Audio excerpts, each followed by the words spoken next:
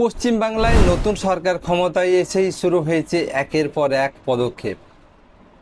হকারদের দোকান ভাঙা হচ্ছে, মসজিদে লাউড স্পিকার বন্ধ, রাস্তায় নামাজে নিষেধাজ্ঞা, কোরবানিতে বাধা। কিন্তু প্রশ্ন হলো, এই নিয়ম কি সবার জন্য সমান? লাউড স্পিকার বন্ধ, আমরা একমত, কিন্তু নেতাদের র্যালি, মিছিল, ভোটের প্রচারে লাউড স্পিকার বন্ধ করুন। পূজার মাইক, রাস্তার ভজন কীর্তন, শোভাযাত্রার শব্দ দূষণও একই নিয়ম প্রযোজ্য হোক।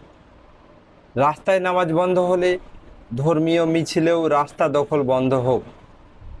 গরিব হকারের রুটি কেড়ে নিলে সব অবৈধ দখলদারের বিরুদ্ধে একই ব্যবস্থা নিন।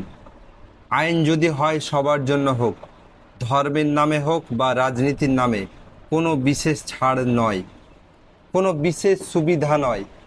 রাস্তা সবার, আইন সবার জন্য সমান। একটা সম্প্রদায়কে বেছে টার্গেট করে কোনো সরকার দীর্ঘস্থায়ী হয় না।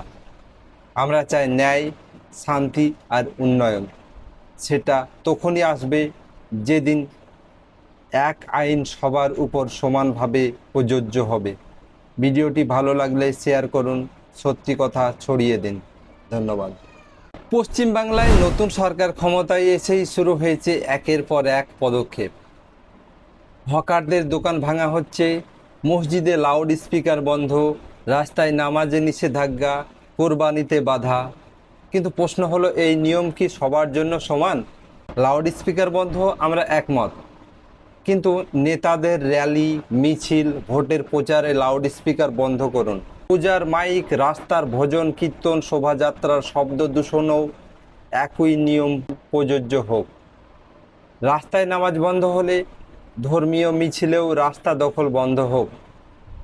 গরিব হকারের রুটি কেড়ে নিলে সব অবৈধ দখলদারের বিরুদ্ধে একই ব্যবস্থা নিন। আইন যদি হয় সবার জন্য হোক, ধর্মের নামে হোক বা রাজনীতির নামে, কোনো বিশেষ ছাড় নয়, কোনো বিশেষ সুবিধা নয়। রাস্তা সবার, আইন সবার জন্য সমান। একটা সম্প্রদায়কে বেছে টার্গেট করে কোনো সরকার দীর্ঘস্থায়ী হয় না। আমরা চাই ন্যায়, শান্তি আর উন্নয়ন। সেটা তখনই আসবে যেদিন এক আইন সবার উপর সমানভাবে প্রযোজ্য হবে। ভিডিওটি ভালো লাগলে শেয়ার করুন, সত্যি কথা ছড়িয়ে দিন। ধন্যবাদ।